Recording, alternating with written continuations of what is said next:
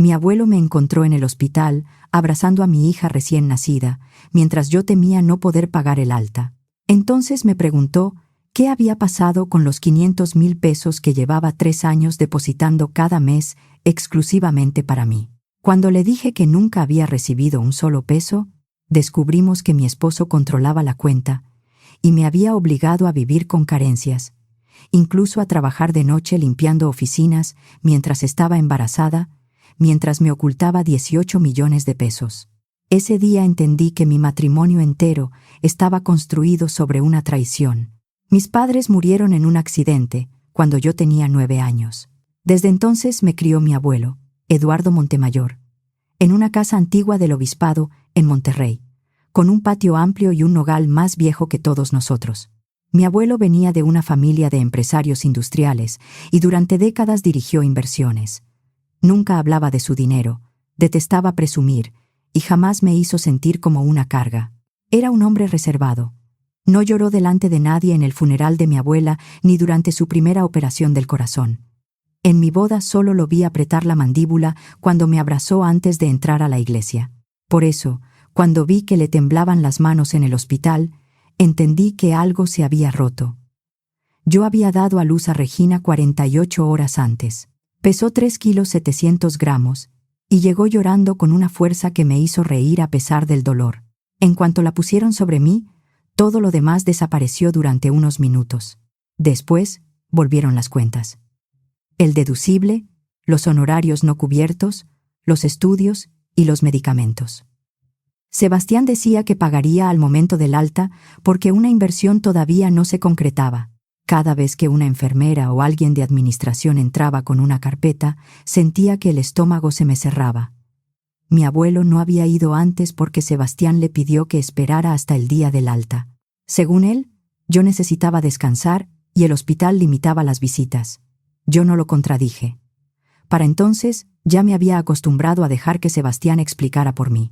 Esa mañana, mi abuelo cargó a Regina casi 20 minutos sin decir una palabra. Le acomodó la cobija con una delicadeza que yo nunca le había visto. Después, se fijó en mis manos resecas, las ojeras y la forma en que bajé la mirada cuando administración volvió a mencionar el saldo pendiente. Entonces, hizo la pregunta que cambió todo. Conocí a Sebastián Villaseñor 4 años antes, durante una cena para recaudar fondos para niños con enfermedades crónicas. Yo trabajaba en desarrollo institucional. Buscaba donantes, organizaba eventos y preparaba proyectos para conseguir recursos. Sebastián trabajaba en una boutique de asesoría financiera pequeña, pero hablaba como si estuviera a punto de convertirla en una de las firmas más importantes de Monterrey. Era atractivo y recordaba cada detalle. Si mencionaba mi café favorito, aparecía con 1 semanas después. Si hablaba de una reunión complicada, preguntaba cómo había salido varios días más tarde. Entonces pensé que era sensibilidad. Después, entendí que también observaba a la gente para saber qué decirle. Salimos 8 meses. Me pidió matrimonio en el restaurante donde habíamos tenido nuestra primera cita. Mi abuelo lo aprobó, y para mí eso significó mucho. Eduardo no confiaba con facilidad, pero Sebastián sabía cómo comportarse frente a él. Le hablaba de mercados, disciplina y crecimiento. Nunca presumía delante de mi abuelo. Se mostraba trabajador, sobrio y respetuoso. Yo creí que así era de verdad. Nos casamos por separación de bienes 3 años antes de que naciera Regina. Poco después de la boda, Sebastián propuso abrir una cuenta indistinta a nombre de ambos para manejar los gastos de la casa. Dijo que sería más práctico y que él podía encargarse de pagos, seguros e inversiones porque entendía mejor esos temas. Firmé sin sospechar nada. La cuenta quedó vinculada a un correo que él administraba y a su número de teléfono. En teoría, los dos éramos titulares. En la práctica, yo nunca tuve el dispositivo de seguridad, las claves completas ni los estados de cuenta. Cada vez que preguntaba, respondía que todo estaba en orden y me mostraba una pantalla durante unos segundos. También me sugirió depositar ahí mi sueldo. Después empezó a decir que mi trabajo me quitaba demasiado tiempo, que mi salario no justificaba el estrés y que, cuando tuviéramos hijos, debía concentrarme en la casa. Renuncié unos meses después de la boda. Al principio no me preocupé. Sebastián decía que ganaba bien. Pagábamos la renta de una casa en Cumbres, teníamos un automóvil cada uno y salíamos a cenar algunas veces. Pero, con el paso de los meses, empezó a decir que varios clientes habían retrasado pagos y que debíamos recortar gastos. La despensa se volvió más pequeña. Cancelamos servicios, dejé de comprar ropa. Si pedía algo para la casa, preguntaba si era realmente necesario. Mientras tanto, él cambiaba de trajes. Compraba zapatos caros y usaba relojes que, según decía, eran prestados por clientes o regalos de la firma. Yo veía cosas que no cuadraban, pero siempre terminaba aceptando la explicación que él me daba. Sebastián sabía que lo último que yo quería era que mi abuelo pensara que no podía sostener mi propio matrimonio. También sabía que me daba vergüenza pedir ayuda. Poco a poco, empezó a decidir cuándo visitábamos al abuelo y qué podía contarle. Si mencionaba una cuenta atrasada, Sebastián decía que ya estaba resuelta. Si mi abuelo preguntaba por nuestros ahorros, contestaba antes que yo. Cuando quedé embarazada, las cuentas se apretaron todavía más. Sebastián repetía que el parto, el seguro y todo lo relacionado con la bebé nos iban a dejar al límite. Yo volví a hacer presupuestos, vendí algunas cosas y pedí prestada ropa de maternidad a una amiga. A los 6 meses de embarazo, entré a una cuadrilla nocturna encargada de limpiar 11 pisos de oficinas en San Jerónimo. No era lo que había estudiado, pero pagaban rápido y yo necesitaba sentir que podía cubrir algo. Terminaba después de medianoche, con la espalda adolorida y los tobillos hinchados. Volvía en mi automóvil por avenidas casi vacías, tratando de mantenerme despierta. Sebastián sabía que yo trabajaba de noche. Una vez, mientras me preparaba para salir, me llevó un licuado. Me besó la frente y dijo: «Estoy orgulloso de ti. Eres una mujer que no se queda de brazos cruzados». Durante mucho tiempo recordé esa frase como apoyo. Ahora sé que en ese mismo periodo entraban 500,000 pesos cada mes a una cuenta que él controlaba. Las compras fueron lo primero que ya no pude justificar. Teresa, la madre de Sebastián, comenzó a ir a nuestra casa con más frecuencia durante mi 4º mes de embarazo. Vivía en San Nicolás, pero aparecía cualquier día con el pretexto de llevar comida o ayudarme. En realidad, revisaba todo. Opinaba sobre la cocina, los muebles, la ropa de la bebé y la manera en que yo organizaba la despensa. Nunca gritaba, no lo necesitaba. «Con un bebé, vas a tener que aprender a administrarte mejor», me dijo una tarde mientras abría mis alacenas. Poco después, empezaron a llegar paquetes casi todos los días. Algunos estaban a nombre de Sebastián, otros a nombre de Teresa. Había ropa de diseñador, zapatos, accesorios y cajas de tiendas donde yo ni siquiera entraba. Una tarde pregunté de dónde salía el dinero. Sebastián no levantó la vista del teléfono. «Me fue bien con una inversión». «¿También? Marisol, no tengo que explicarte cada movimiento como si estuviera rindiendo cuentas». Su tono cerró la conversación. Esa misma semana, trabajé hasta después de medianoche y cené un sándwich sentada en una escalera de servicio. Después vino el viaje a Parras de la Fuente, Coahuila. Yo tenía 7 meses de embarazo cuando Sebastián dijo que necesitaba ir un fin de semana con algunos contactos. Teresa terminó acompañándolo. Según ellos, aprovecharían para visitar viñedos y reunirse con personas interesadas en invertir. No fui porque estaba agotada, y Sebastián repetía que el viaje sería demasiado pesado para mí. Me mandó fotos desde un hotel, una terraza entre viñedos y una cena elegante. Teresa aparecía sonriendo en casi todas. Yo respondí que se veía precioso. La semana anterior había descartado una habitación materna más cómoda para el parto porque no quería pagar la diferencia. Miré aquellas fotos y pensé que quizá a Sebastián por fin le estaba yendo mejor. Me dije que debía alegrarme. No quise preguntar porque temía parecer desconfiada o interesada. El día que nació Regina, apareció otra señal. Sebastián estuvo en el hospital, pero pasaba mucho tiempo afuera contestando llamadas. Decía que estaba cerrando una operación importante y que no podía desaparecer varios días.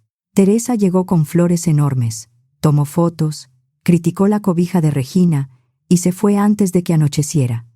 Yo estaba cansada, adolorida y preocupada por el saldo. Sebastián me dijo que no dramatizara, que pagaría cuando la inversión se concretara. Al día siguiente, apareció con una camisa nueva y un reloj que yo no le conocía. No pregunté nada. Sebastián había dicho que volvería esa mañana para encargarse del alta. Después de la llamada a Patricia, la puerta se abrió y entraron él y Teresa cargando varias bolsas de compras. La sonrisa se les borró al ver a mi abuelo. «Don Eduardo», dijo Teresa. Mi abuelo no la miró. Tenía los ojos puestos en Sebastián. «¿Dónde está el dinero de mi nieta?» Sebastián dejó las bolsas junto a la pared. «¿De qué habla? No empieces. 36 depósitos de 500,000 pesos. 18 millones. Todos llegaron a una cuenta donde tu nombre aparece como cotitular y Marisol nunca tuvo acceso real. Quiero saber qué hiciste con ese dinero». Sebastián me miró por primera vez. «Las cosas no son tan simples». «¿Qué cosas?», pregunté. «Tú no entiendes lo que cuesta mantener clientes y sostener la firma. Yo trabajé limpiando oficinas embarazada». Mi voz salió más firme de lo que me sentía. «Me dijiste que no alcanzaba para la luz. Lloré por una cuenta del supermercado. Dejé de ir a ver a mi abuelo porque no quería gastar gasolina. ¿Cuánto dinero recibió esa cuenta?». Mi abuelo respondió sin apartar la vista de Sebastián. 18 millones de pesos. Sentí un zumbido en los oídos. ¿18 millones? Sebastián se pasó una mano por el cabello. Gran parte se invirtió. ¿En qué? En cosas que sostienen nuestra posición. ¿Nuestra posición? Las cenas, los viajes, la ropa. Todo eso forma parte del trabajo. Los clientes esperan cierta imagen. Teresa dio un paso hacia nosotros. Sebastián carga mucha presión. Tú no sabes lo que cuesta mantener una carrera como la suya. Mi abuelo la interrumpió. Le quitó el dinero a su esposa mientras estaba embarazada. Que conserve la reputación que le quede después de esto. Teresa palideció. Va a destruirlo. Él tomó esa decisión solo. Sebastián apretó la mandíbula y dejó de buscar explicaciones amables. Yo administré ese dinero porque alguien tenía que hacerlo. Si se lo dejaba a Marisol, lo iba a desperdiciar. Además, usted lo depositó para nuestra familia, no para que ella lo guardara como una niña. Cada comprobante está respaldado por una carta que identifica el depósito como una donación exclusiva para Marisol, respondió mi abuelo. Y ustedes están casados por separación de bienes. Por primera vez, Sebastián no contestó de inmediato. Basta, dijo mi abuelo. Hoy la dan de alta. Marisol y Regina se vienen conmigo. Sebastián reaccionó. Marisol no se va a llevar a mi hija. Abracé a Regina con más fuerza. Regina viene conmigo. Estás alterada. Acabas de dar a luz. No puedes tomar una decisión así. Puedo decidir no volver a una casa donde me hicieron creer que no teníamos para comer. Teresa se acercó a la cama. Marisol, no destruyas a tu familia por un problema de dinero. 18 millones de pesos no son un problema de dinero. Nadie habló durante unos segundos. Sebastián me observaba como si todavía pudiera encontrar la frase correcta para convencerme. Ya no funcionó. Nos fuimos del hospital esa tarde. Le entregué mis llaves a una colaboradora de Patricia, para que, acompañada por una prima mía, recogiera ropa, identificaciones, documentos personales y la tableta que yo usaba para mis citas médicas. No tocaron papeles ni dispositivos de Sebastián.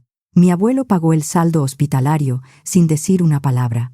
Llegamos a la casa del obispado poco antes de las 10 de la noche. Mi antiguo cuarto seguía casi igual. La misma cómoda, la lámpara de cerámica que había elegido a los 15 años y la ventana que daba al nogal. Mi abuelo había conseguido una cuna prestada de una familia amiga y la mandó colocar esa misma tarde. Me senté en la cama con Regina sobre el pecho y empecé a temblar. Hasta entonces, no había tenido tiempo de derrumbarme. Sebastián llamó 11 veces esa noche. No contesté. A la mañana siguiente hablé formalmente con Patricia Mendoza, la abogada de confianza de mi abuelo. Tenía 57 años, el cabello corto y canoso, y una manera de hablar que no dejaba espacio para rodeos. Había trabajado con Eduardo durante 15 años y coordinaba a abogados familiares, penalistas y especialistas financieros. Se sentó frente a mí en el comedor con una carpeta y una computadora. Necesito que me cuentes todo desde la boda, sin protegerlo y sin adelantarte a las conclusiones. Hablé casi una hora. Le conté de la cuenta, mi renuncia, los recortes, el trabajo nocturno, el viaje a Parras y las tarjetas de Teresa. Patricia tomó notas y solo me interrumpió para precisar fechas. Cuando terminé, cerró la carpeta. Hace 6 días, Sebastián envió a la oficina de tu abuelo una solicitud para que los siguientes depósitos fueran dirigidos a otra cuenta. El documento llevaba una firma que parece tuya. Tu abuelo pensó que podía ser un trámite mal hecho y me pidió revisarlo sin alarmarte porque estabas a punto de dar a luz. Yo nunca firmé eso. Entonces pediremos un dictamen pericial. Primero vamos a protegerte a ti y a Regina. Después seguiremos el dinero. Y la firma falsa se denunciará aparte. También explicó que recuperaríamos el acceso a la cuenta compartida sin entrar en ninguna cuenta ajena. Ese mismo día fui con Patricia al banco. Presenté mi identificación, el contrato y mi acta de matrimonio. Tras varias verificaciones, recuperé el acceso digital. Los estados recientes aparecieron primero. El historial completo llegó días después. Ver mi nombre en la parte superior me revolvió el estómago. Cada 1 de mes aparecía un depósito de 500,000 pesos. Mi abuelo había calculado esa cantidad para cubrir vivienda, seguros, ahorro y cualquier necesidad de la familia. Su oficina hacía las transferencias en automático y conservaba, junto con cada comprobante, una carta que identificaba el dinero como una donación exclusiva para mí. Casi siempre, dentro de las siguientes 72 horas, Sebastián transfería cantidades divididas a una cuenta personal. Algunas operaciones eran de 100,000, otras de 150,000, otras de 80,000. Dejaba lo suficiente para pagar ciertas cuentas y mantener la apariencia de que apenas sobrevivíamos. En 36 meses, el total recibido era de 18 millones de pesos. Algo menos de 4 millones seguía en la cuenta o se había usado para gastos reales de la casa. Más de 14 millones habían sido desviados. Casi 4 salieron del país, más de 6 terminaron en inversiones y cuentas personales, y el resto se fue en tarjetas, viajes, automóviles y gastos de la firma. Patricia señaló varias transferencias.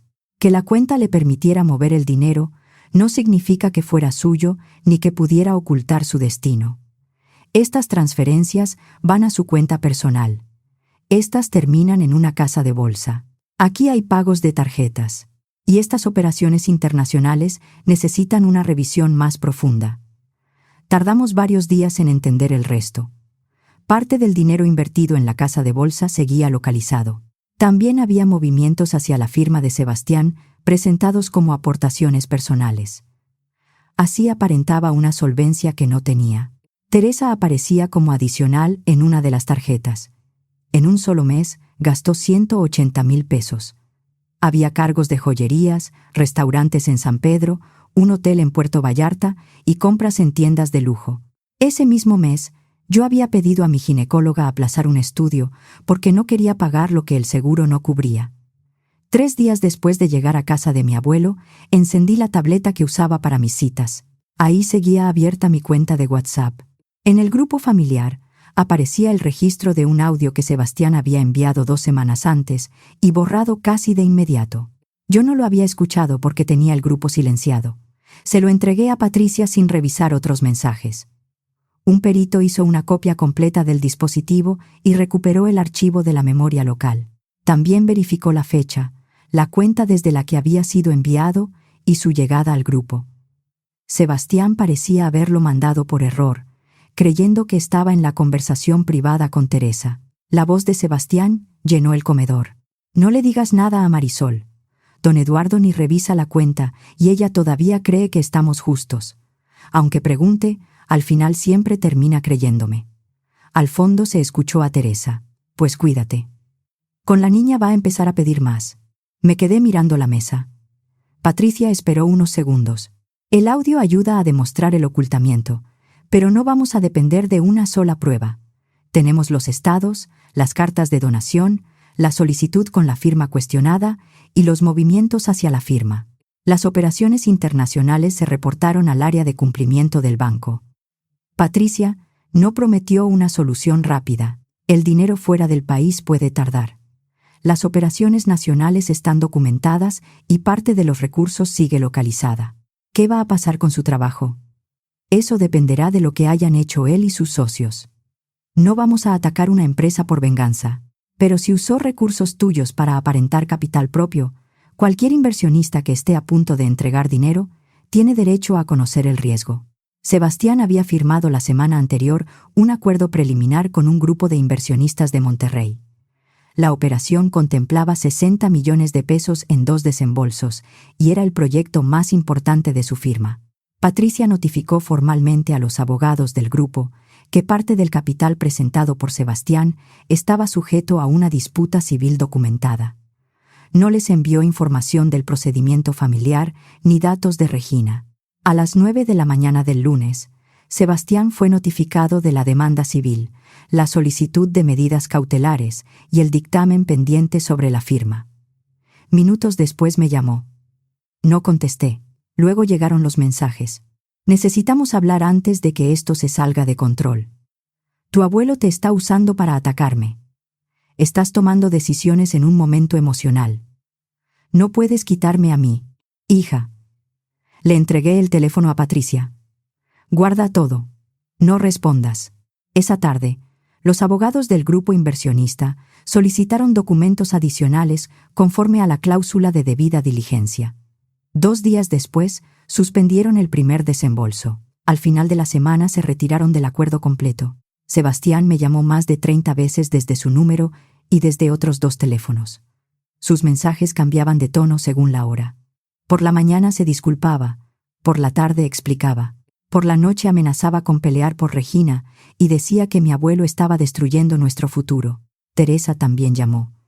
En el primer mensaje decía que yo estaba confundida, que Sebastián siempre había querido darme una buena vida y que un hombre con responsabilidades necesitaba invertir en su imagen. Después lloraba. Luego me acusaba de ser malagradecida. Al final pedía que pensara en la familia. Escuché hasta la mitad. Durante esas semanas, mi cuerpo aún se recuperaba del parto mientras yo declaraba y revisaba cuentas.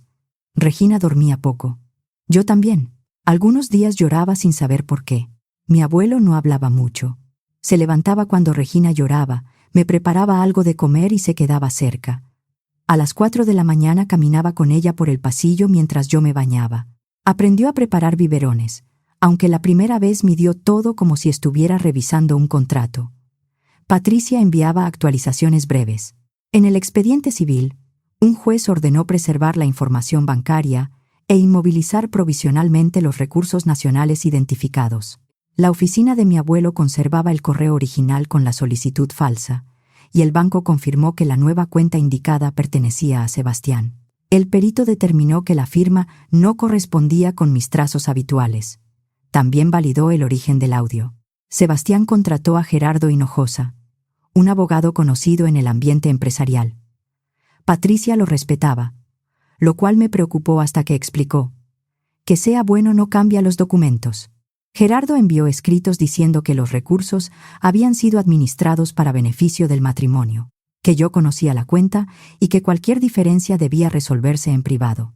Patricia respondió con las cartas de donación, el régimen de separación de bienes, mis recibos del trabajo de limpieza, los estados de la tarjeta de Teresa, las transferencias hacia la firma y el informe pericial del audio. Después de eso, el tono de sus escritos cambió. 3 semanas después del nacimiento de Regina, la firma organizó una cena anual para una fundación empresarial en un hotel de San Pedro. Como socio y anfitrión, a Sebastián le correspondía dar el mensaje de cierre. Había cerca de 200 personas entre clientes, donantes, socios y representantes de empresas. Sebastián se salió del discurso preparado. Dijo que su esposa había sufrido una crisis después del parto, que mi abuelo se había aprovechado de mi estado emocional y que yo había abandonado el hogar llevándome a nuestra hija sin motivo. También insinuó que el litigio era una forma de presión para obligarlo a ceder participación en su firma. No dijo mi nombre completo, pero todos sabían de quién hablaba. A la mañana siguiente empecé a recibir llamadas de personas que habían estado ahí. Algunas apenas me conocían, otras eran amistades antiguas de mi abuelo. Al mediodía, Patricia ya tenía los datos de varios testigos dispuestos a declarar. Entre esas llamadas estaba la de Consuelo Zambrano, una mujer de 81 años que conocía a mi abuelo desde hacía 4 décadas y había presidido consejos de varias fundaciones. «Dile a Patricia que me llame», dijo. Ese muchacho mintió delante de todos. Yo lo escuché completo y no fui la única. Consuelo entregó los nombres de otros asistentes dispuestos a confirmar lo ocurrido. La acusación pública se incorporó al procedimiento familiar como evidencia de hostigamiento y de un intento por desacreditarme usando mi recuperación posparto. Mauricio Ortega, un periodista que cubría empresas e inversiones en el norte del país, supo del conflicto por uno de los inversionistas que había suspendido el acuerdo. Llamó a Patricia para verificarlo. Ella no le entregó documentos familiares ni información sobre Regina. Con mi autorización, confirmó la existencia de la demanda civil y compartió copias con los datos personales ocultos de las cartas de donación y de algunos movimientos bancarios. Mauricio también habló con inversionistas, exempleados y asistentes a la cena. Su reportaje salió 2 semanas después. El título era «La cuenta oculta, el conflicto financiero de un asesor regio». La nota no afirmaba que Sebastián fuera culpable de delitos todavía no resueltos. Presentaba transferencias documentadas, describía la disputa civil y citaba a inversionistas que habían suspendido operaciones por falta de confianza. La defensa de Sebastián respondió que todo se aclararía en tribunales. Al día siguiente, otros medios retomaron el caso. La firma tenía 9 empleados. En la primera semana renunciaron 4. 2 clientes importantes cancelaron sus contratos de asesoría, y el grupo de inversionistas presentó una reclamación propia por considerar que había recibido información incompleta. Teresa volvió a llamarme después de que apareció la nota. Esa vez contesté. Quería saber si alguna vez reconocería lo que había hecho. «Estás acabando con un hombre bueno», dijo en cuanto escuchó mi voz. Yo no moví el dinero. Ese dinero era de la familia. Yo también era la familia cuando trabajaba de noche embarazada. Sebastián solo intentaba sostener su carrera. «¿Y tú estabas usando la tarjeta?» Se quedó callada. La misma tarjeta con la que pagaron un hotel en Puerto Vallarta mientras yo aplazaba un estudio porque no quería gastar. Eso no fue así. Está en los estados de cuenta. Teresa colgó. La audiencia familiar se celebró 6 semanas después del nacimiento de Regina. El juzgado no era grande. Tenía paredes claras, bancas de madera y un aire acondicionado demasiado frío. Sebastián llegó con Gerardo Hinojosa. Traía un traje oscuro y la cara cansada. Teresa se sentó detrás de él. Yo fui con Patricia y mi abuelo.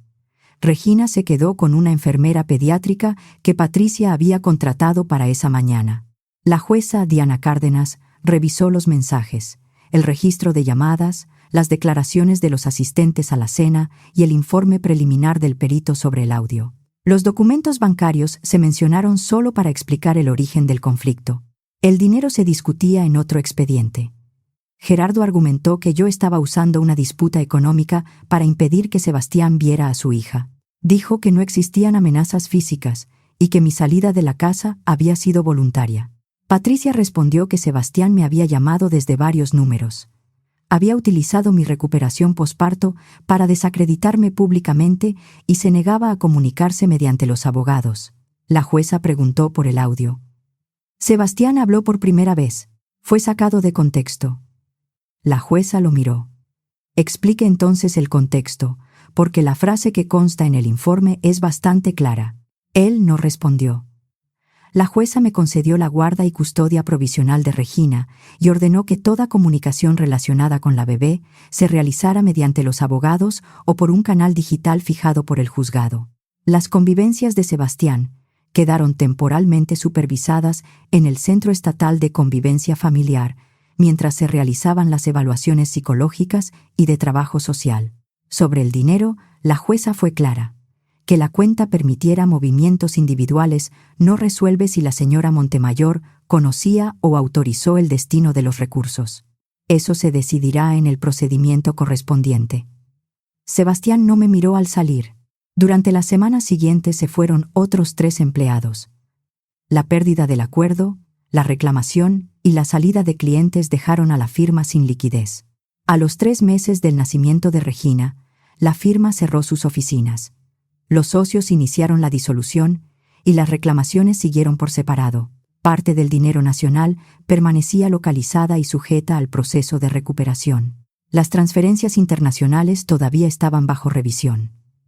Una mañana de sábado, yo estaba en el corredor de la casa con Regina en brazos cuando mi abuelo salió con 2 tazas de café. Se sentó a mi lado y miró el patio durante un rato. «Necesito decirte algo», dijo. «¿Qué pasó?» «Yo también fallé», negué con la cabeza. «Abuelo, tú no sabías. Debí saber lo suficiente para no hacerlo así». Dejó la taza sobre la mesa. «Quise darte tranquilidad y elegí una cuenta que él podía controlar. Los depósitos los hacía en automático la oficina. Yo veía los comprobantes y asumía que eso bastaba. Pensé que estaba respetando tu matrimonio. Él nos engañó a los 2. Sí, pero tú pagaste el precio». Se quedó mirando el nogal. «Lo siento por cada noche que trabajaste, por cada vez que te preocupaste por la despensa, por cada momento en que pensaste que pedir ayuda era fracasar». Sentí que se me cerraba la garganta. Yo tampoco pregunté, porque él se aseguró de que te diera vergüenza hacerlo. Sebastián sabía qué decir para que yo terminara dudando de mis propias preguntas. Conocía mi miedo a depender de mi abuelo, y sabía cuánto deseaba conservar una familia completa para Regina. Durante 3 años, consiguió que desconfiara de mí antes que de él. Poco antes de que Regina cumpliera 6 meses, Sebastián me envió un mensaje de voz por el canal autorizado para hablar de nuestra hija. Dijo que había cometido errores, que siempre me había amado y que esperaba que algún día pudiera perdonarlo por el bien de Regina. Hablaba despacio. Dijo errores varias veces, pero no nombró el dinero, las noches de limpieza ni la mentira sobre mi estado emocional. No borré el mensaje. Patricia me había pedido conservar todas las comunicaciones. Si algún día Regina me preguntaba, yo le contaría lo ocurrido sin obligarla a escuchar nuestras heridas. 6 meses después del nacimiento de Regina, recuperé el control del dinero disponible y renté una casa pequeña. Temprano y sin tráfico, quedaba a menos de 10 minutos de la de mi abuelo. Tenía 3 recámaras, un patio modesto y sol de mañana sobre el fregadero. Volví a trabajar medio tiempo en desarrollo institucional para una fundación local. Empecé con pocos proyectos y horarios flexibles. Volver a trabajar me devolvió decisiones, conversaciones y una parte de mi vida que ya no pasaba por Sebastián. Mi abuelo descubrió que podía hacer reír a Regina golpeando suavemente una cuchara contra una taza. Lo hacía tantas veces que yo terminaba pidiéndole que parara. Él fingía no entender por qué una niña de 6 meses necesitaba menos ruido en la casa. Patricia me enviaba actualizaciones cuando había algo importante. La recuperación civil avanzaba. Las cuentas nacionales seguían bajo revisión. El dinero fuera del país tardaría más. Sebastián había solicitado ampliar las convivencias con Regina, y Patricia aceptó discutirlo bajo condiciones claras: evaluación, cumplimiento de las medidas y un aumento gradual si los especialistas lo consideraban seguro. No quería impedir que mi hija conociera a su padre. Tampoco iba a dejarla sola con alguien que todavía usaba la manipulación como primera respuesta. Durante 3 años, Sebastián estuvo seguro de que yo terminaría poniéndome de su lado. En el hospital, entendí que también había contado con mi silencio. Esta vez se equivocó.